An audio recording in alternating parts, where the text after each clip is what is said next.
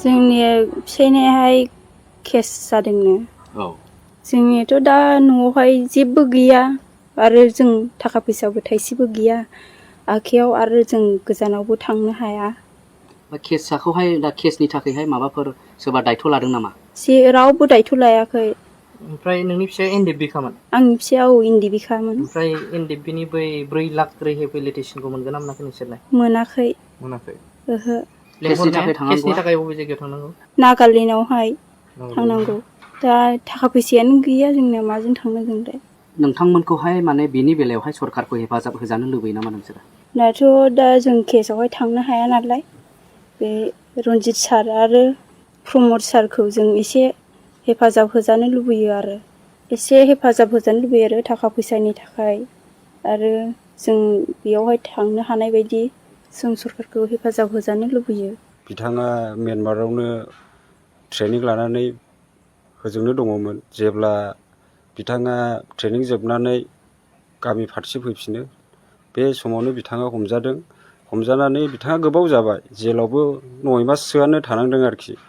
थानानै बिथाङा गबोदों। गना फैनानै दिनैसिमाव केसआ उइद्र' जायाखै।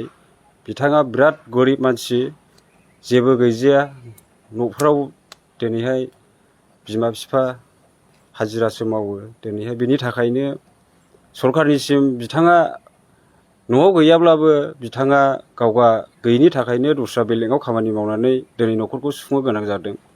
बिथाङा दिनैसिमाव गावनि केसखौ नायनो हायाखै।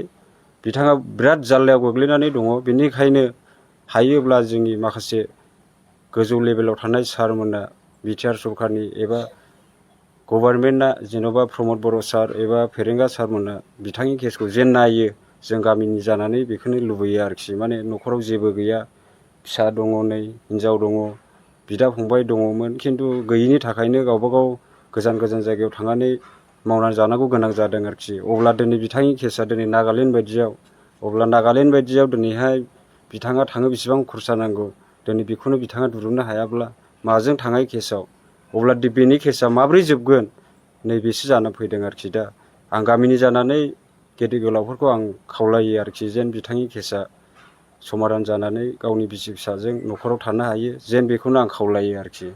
बिथाङा दा गैया गैयिनि थाखायनो दस्रायाव थांनानै खामानि मावनो गोनां जायो आरोखि।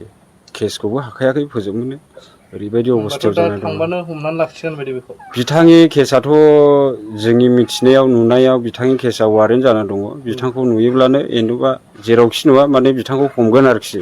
थिखोना लांनायनि नैबे बेलायाव जाना दं आरोखि। जेबो उफाय गैया बिथाङा बेनिखायनो सारमोनखौ बारे बारे रिकुवेस्ट खालामनाय जाबाय आरोखि आंनिफ्राय गामिनि जानानैहाय।